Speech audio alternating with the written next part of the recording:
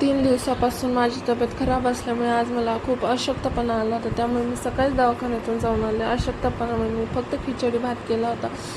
हा आहे आमचा मिठू. त्याच्या पिंजऱ्यात पण तब्येत खराब असल्यामुळे खूप घाण झाली होती.